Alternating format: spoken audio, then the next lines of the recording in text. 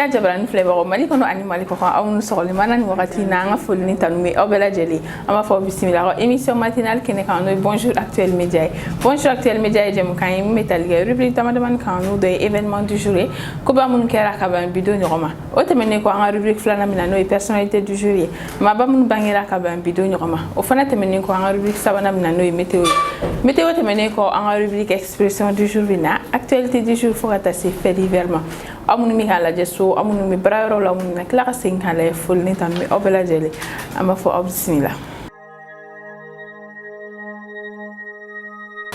die juma e je kalokli folo samba fla anim wan fla ful ni tan mi akan ba bela jeli ama fo ala gani kalokro inja ambela jeli na donc amadem ne nga événement du jour ko ba mun kera ka ben bidon roma le 1er juillet 1618 couronnement de Ferdinand II roi de Hongrie.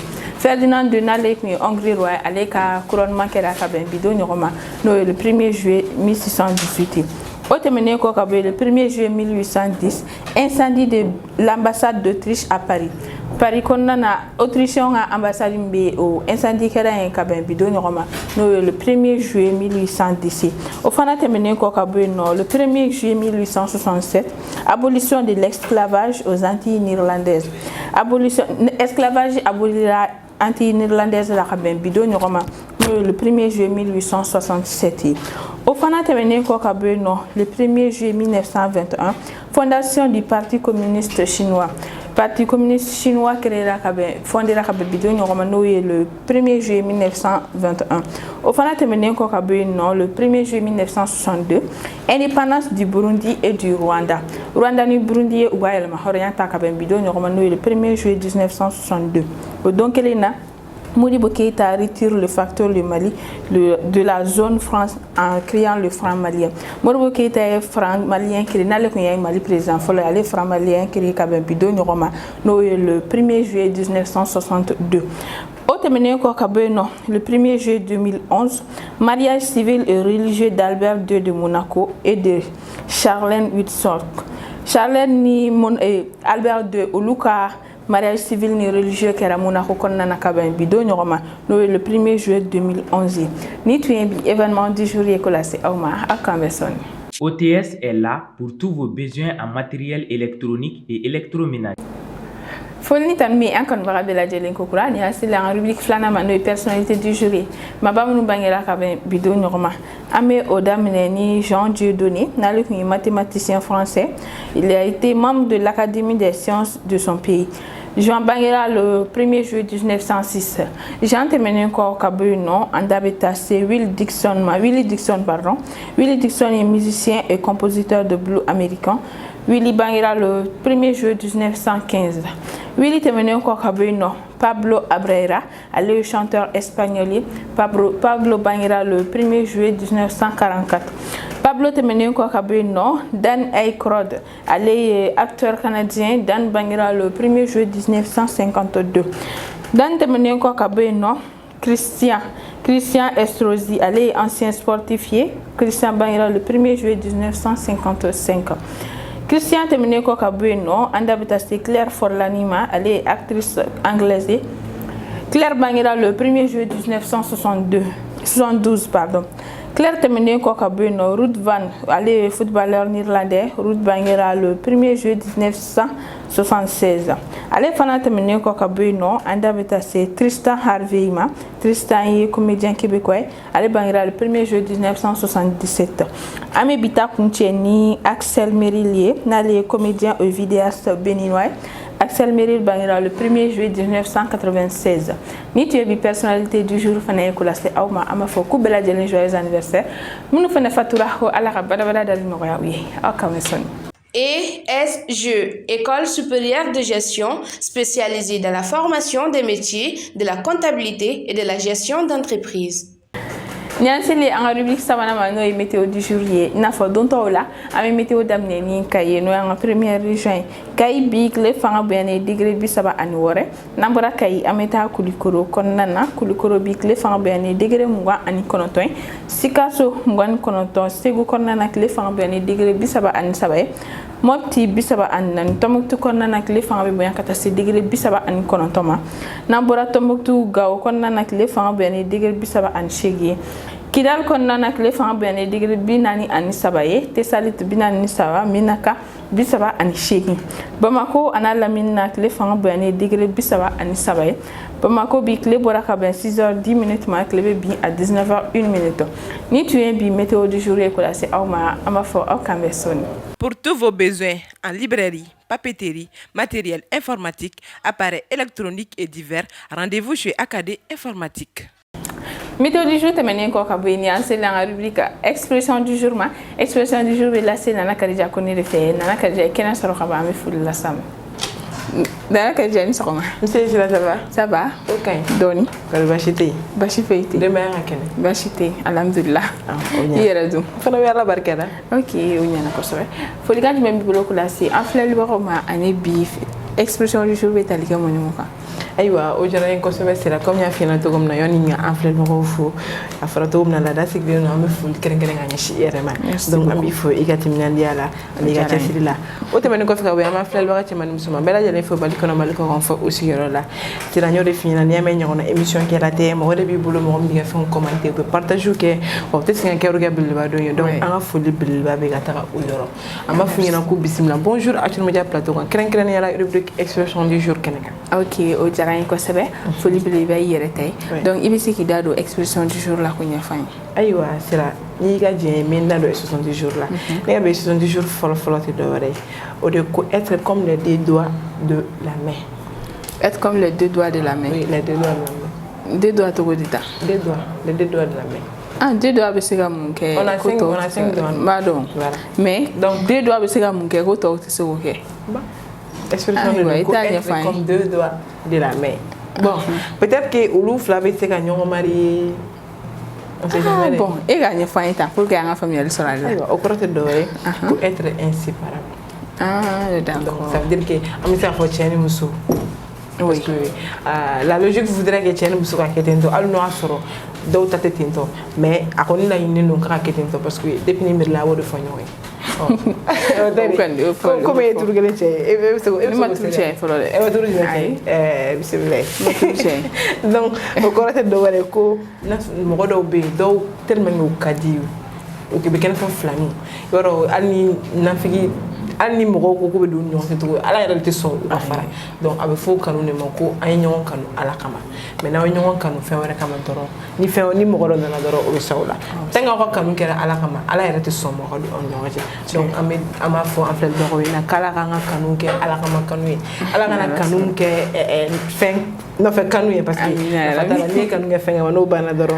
Abiba. Et c'est fabriqué. Oui. Donc nous avons un petit session flanama. Au l'école, il n'y a pas de fumée sans feu.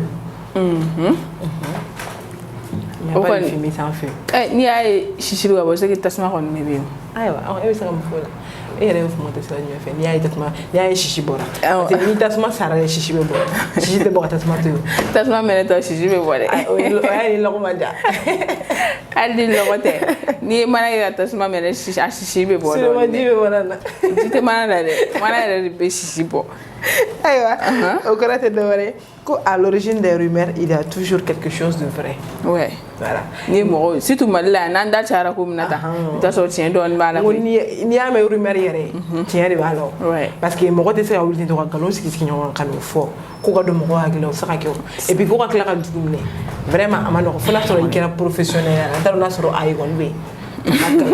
Kagalo sigi nyawa mais na kontra réalité la ni koko takale ni a c'est ça origine ta sur berelo donc il remarque que tout il n'est pas dit que ka be kalo ni a les quatre sources de ta sur tien do bala ko tien do bala donc k'a fɔ ko ni an ye rumeur mɛn an k'a ɲɛɲini yɔrɔ an k'an ta ka fila caman an ɲɛɲini sinon n'an ye fila caman malo b'a ko la dɛ ni ye dɔ juge k'a sɔrɔ dɔ in de tun jɔra a bɛ kɛ malo ye dɛ donc ala k'an kisi o ma n'o bana an b'a fɔ ko expression bamanan français nin bɛ dan sigi o la k'an m'an teliya gɛrɛ an ka to dun kana o fɔlɔ-fɔlɔ o tɛ dɔ wɛrɛ ko sa bɛ duguma sen bɛ duguma o tɛ fɔ ɲɔgɔn kɔ sa bɛ duguma sen bɛ duguma o tɛ fɔ ɲɔgɔn kɔ sen bɛ duguma olu tɛ kisi ɲɔgɔn ma n'i b'a faamuya fɔ ɲɔgɔn kɔ la o tɛ kisi ɲɔgɔn ma o ye n'i taara se sa ma o la sa dɛ ayiwa parce que u b'a fɔ ko en général ko sa tɛ se mɔgɔ ma ka sɔrɔ i ma s'a ma ne dun t'o dɔn a la ne tɛ sa ko yɛrɛ de fan si n'i yɛrɛ ye sa ye ala i yɛrɛ de bɛ siran ɲɛ yɛrɛ i tɛ se k'i jɔ ko sa filɛ ko hali n'a tɛ se mɔgɔ ma i tɛ se k'i jɔ mais mɔgɔw bɛ minnu tɛ siran yɛrɛ i b'a sɔrɔ a fura b'u la parce que a b'a fɔ il paraît que a fura fana bɛ yen donc k'a tɛ se k'i kin hali la kamana n'o b'i la kɔni i bɛ se k'i sigi a kɛrɛ a bɛ kulonkɛ yɛrɛ kɛ a bɛ fɛn a bɛ baro kɛ a bɛ fɛn a bɛ baro kɛ voilà i ni sa ka baro kɛ mais n'o t'i la kɔni n'i y'a kɔrɔ kɔni i bɛ sɔn ka taa tɔ ɲɛfɔ so kɔnɔna la i bɛ t'o ɲɛfɔ parce que ale kina ma nɔgɔ donc o kɔrɔ tɛ dɔ wɛrɛ ye ko a kɛra togo o togo la ko kɛra togo o togo la tant que aw bɛ ɲɔgɔn kan aw na ɲɔgɔn ye aw tɛ kisi ɲɔgɔn ma c'est vrai donc ça veut dire que sigi kuntala ka jan ko sugu dɔw ma quoi donc k'a fɔ ko i bɛ nin ko sugu ye karisa la n b'a kɛ tan tɔ n b'a kɛ tan tɔ an bɛ kisi ɲɔgɔn ma le fait que aw bɛ ɲɔgɔn kan a bɛ du kelen kɔnɔ hali n'aw tɛ du kelen kɔnɔ hali n'aw bɛ quartier kelen kɔnɔ a mana kɛ togo togo don dɔ la kɔni ala n'aw labila k'aw ɲɛ jɔ aw na ɲɔgɔn ye donc n'o kɛra n'o sɔrɔ i ma ɲuman kɛ ala k'an kisi o ma donc n'o bɔra an bɛ taa se expression naaninan ma n'o ye bamanankan filanan ye o de ye ko namara k'o tɛ basi mɔ namara tɛ basi mɔ basi kɔni tɛ mɔ ten dɛ basi de bɛ mɔ basi bɛ mɔ ten basi yɛrɛ filɛ nin ye fɔlɔ ni mi nisɔndiya basi bolo yɛrɛ a tɛ fin. Depuis mais solution in sɛbɛn n ye deli ka se k'e ye de. A tɛ finɛ. Bon n ye solution in sɛbɛn ka na n'a ye ka foli kɛrɛnkɛrɛn ka ni basi yɛrɛ ko k'a tɛ sɔn fini ma n'i ɲɛ kun basi tɛ sɔn ka finɛ. Ko bɛɛ bɛ sɔn dumuni bɛ sɔn manamana ko ma fo basi. Ayi a tɛ sɔn. N'i ye yirimɛri min yira basi la a b'o de kɛ o k'a fɔ k'e dusu kasilen don k'e bɛna basi tobi. A tɛ yɛlɛ. A tɛ yɛlɛ. A tɛ fin. I tɛ sisi bɔtɔ y'a fɛ abada. N ko ala k'an kisi seli don n'a y'i sɔrɔ. Amina yɛrɛ bi. Ala k'an kisi o ma ko ye. Ni dusu bon généralement fɛnɛ seli don fana na o tɛ dusu kasi don. Bon mɔgɔ t'a sugu mɔgɔ t'a souhaité seli don i dusu ka kasi bon ni ala ye ko fana kɛ i k'a bila i kunna k'a fɔ n'i dusu bara basi tɛ sɔn donc n'i y'o bila i kunna dɔrɔn i bɛ yɛlɛ misɛnmisɛnnin kɛ i bɛ miiri ko ɲumanw na donc i bɛ nisɔndiya donc k'a fɔ an filɛbagaw ɲɛna ko nin kɔrɔ tɛ dɔwɛrɛ ye ko foyi namara tɛ ko foyi ɲɛ donc an ka taga ni ko ye o ɲɛ kan n'i ye ko namara togo togo don dɔ la ala bɛna tiɲɛ bange k'i malo yira ko la donc an b'a fɔ an filɛbagaw ɲɛna ko nin de bɛ dan sigi ne ka bi 70 jours la ko bi ye vendredi ala k'an ka vendredi caya ala ka bateau minɛ ala ka laɲiniw bɛɛ lajɛlen sabati ko ne content n'o bi mun ko la ko bébé nana wa nin ka bébé ko bébé ko a tɛ ɲɛnabɔ an bɛ sɛgɛn an tulokɔlaw gannen bébé nana bébé technique la donc ko n bɛ bébé fo kosɛbɛ kosɛbɛ foyi t'a ye k'ala ka nin kɛ a bannen quoi n tɛ fɛ a tɔgɔ fɔ a tun bɛ foriya de la a tun tɛ foriya foyi la a tun bɛ foriya de la ok merci beaucoup Nana Kadija foli belebeleba b'i ye donc an ye faamuyali sɔrɔ i ka expression du jour la an b'a fɔ o la i kan bɛ semaine wɛrɛ n'Ala ka jɛ Ala ka sɔn. OTS est là pour tous vos besoins en matériel électronique et électroménager. Ni an selen an ka rubrique fait divers ma fait divers bɛ lase Aminata Y Kulibali de fɛ a fana ye kɛnɛ sɔrɔ ka ban an bɛ foli lase a ma. Aminata i ni sɔgɔma. Nse sera somɔgɔw baasi tɛ yen alhamdulilah tabarikala i yɛrɛ dun baasi tɛ yen yɛrɛ la ok folikan jumɛn b'i bolo ko lase an filɛbagaw ma ani bi fait divers bɛ tali kɛ mun ni mun kan. ayiwa sira o diyara n ye foli ni tabu min an filɛbaga cɛ n'a muso denmisɛnnin maakɔrɔba sira foli belebeleba ye yɛrɛ ta ye sɔgɔmada in na merci beaucoup bi an bɛna kuma mun kan o bɛ tali kɛ dumuni dɔw kan jeli ni mɔgɔ minnu garisɛgɛ kɛla jolicibana ye jolibana ye joli dɛsɛ bana ye plutôt olu bɛ se k'olu minnu dun mun b'a to u bɛ se ka joli récupérer u fari la sɔgɔmada in na an da bɛna don o de la sani an k'an da don o la an b'a essayer an b'a définir fɔlɔ jolibana bɛ se ka kɛ jolibana suguya ka ca a bɛ se ka kɛ bana dɔ de b'i la o bana y'i dɛsɛ kojugu fo ka n'a se joli bana y'i sɔrɔ walima malnutrition a n'a ɲɔgɔnna caman a bana suguya ka ca dɔw fana bɛ yen nɔ a b'olu la yɛrɛ de a b'olu la i bɛ taa sɔrɔ fo farikolo bɛ ja u kan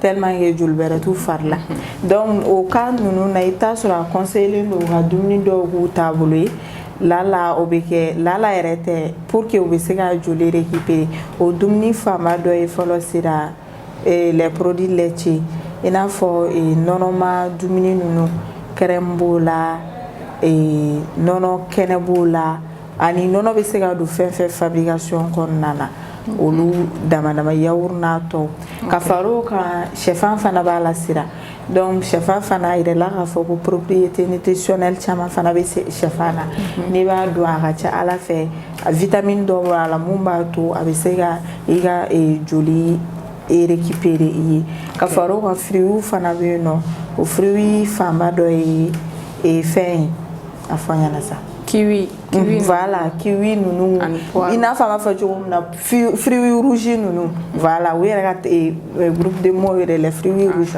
donc i t'a sɔrɔ fruits minnu bɛ yen nɔ ni rouge don n'i b'olu caman dɔn olu bɛ i fɛ olu bɛ i joli fɛ ka fara o kan i n'a fɔ i y'a fɔ cogo min na poire b'o la a n'a ɲɔgɔnna caman nutrition fɛn fɛn bɛ yen nɔ fruits fɛn fɛn bɛ yen ko B12 bɛ se ka sɔrɔ a la i bɛ se k'a bɛɛ k'i tana ye a bɛ se k'i dɛmɛ ka i joli récupérer ka fara o kan légumes dɔw fana bɛ yen nɔ o légumes faba ninnu dɔ ye carottes ye dɔw fana ye betterave ye betterave yɛrɛ conseillé don kosɛbɛ ni joli dɛsɛ bana b'i la u b'a fɔ i ka betterave don ka fara o kan pomme de terre fana ka sɔrɔ i m'a fara bɔ a la k'a fara to a la k'a ko k'a jɛ k'a balabala k'a dun donc o fana bɛ mɔgɔ dɛmɛ k'i joli récupérer soja fana b'a la hali n'o ko ma wara tɛ kosɛbɛ an fɛ yan nɔ soja fana bɛ yen nɔ n'i bɛ soja dilan k'o dun a bɛ permettre ka joli récupérer walima ni soja bɛ se ka don produit minnu confection kɔnɔna la n'i b'olu fana dun a b'i dɛmɛ k'i joli récupérer o n'a ɲɔgɔnna caman jɛgɛw b'o la sogo b'o la olu bɛɛ bɛ mɔgɔ dɛmɛ k'i joli récupérer donc sira k'a fɔ bɛɛ lajɛlen n'ala ye mɔgɔ minnu garizɛgɛ don joli dɛsɛ bana na walima n'i ka denmisɛnnin de bɛ yen nɔ joli dɛsɛ bana bɛ a la i bɛ nin fɛn ninnu ta i b'a dilan ni sisan tɛ ninnu si wari kuma ca mais sisan de gɛlɛya donna fura dɔ fana bɛ feere a wari ma sama nɛrɛ de don wa jumɛn a bɛ sɔrɔ pharmacie la ale bɛ sachet de kɔnɔ mais farafin fura de don o fana b'a la o fana bɛ mɔgɔ dɛmɛ ka mɔgɔ joli ca i b'a wuli k'a min voilà donc a ka ca kosɛbɛ a fɛnw tɛ ban quoi a bɛ farafin fura la cogo min na a dumuniw bɛ yen nɔ ten a fɛnw ka ca i bɛ taa parce que mɔgɔkɔrɔ olu bɛ yiriw dɔn i t'a sɔrɔ yiri dɔ bɛ yen yɛrɛ voilà u b'a fɔ k'i ka fɛn dɔ i k'a wuli ka min a bɛ i joli saniya a bɛ i joli caya donc a ka ca kosɛbɛ donc ni ala ye mun ka denmisɛnnin garizɛgɛ kɛ ni bana walima n'a bɛ yɛrɛ la parce que i bɛ taa sɔrɔ hali muso kɔnɔma dɔw bɛ yen nɔ a b'u sɔrɔ kɔnɔmaya hukumu kɔnɔna na n'a b'i la i bɛ to ka ninnu ta a ka ca ala fɛ i bɛ i joli récupérer dɔɔni dɔɔni sira sɔgɔmada in na o de kumakan kun bɛ ne bolo ka lase filɛbaga bɛɛ lajɛlen diyara n ye kosɛbɛ j'espère que faamuyali sɔrɔla a la an b'a fɔ a bana ye mɔgɔ min sɔrɔ ko ala ka kɛnɛya di u bɛɛ lajɛlen ma donc merci beaucoup Siraki an b'a fɔ o la i k'an bɛn mardi don n'ala sɔnna sira ESG, École supérieure de gestion spécialisée dans la formation des métiers de la comptabilité et de la gestion d'entreprise. Ni tun ye bi bonjour actuel média ye ko lase aw ma foli ni tanu mi an kanubaga bɛɛ lajɛlen an b'a fɔ ala ka juma hɛrɛ caya ala ka bato kɛlenw bɛɛ lajɛlen minɛ ala ka nin kalo in diya ne ni aw bɛɛ lajɛlen na nka an tɛ se ka wuli n'an ma foli bila an ka partenaire la n'o ye OTS ye Technolab ISTA Acadie informatique Sistera technologie ani ESG foli belebeleba b'u ye ko ni ce u ka dɛmɛ la aw fana ni ce aw ka ɲɛmadali la an b'a fɔ o la aw kan bɛ tarata don ala ka jɛ wasalam.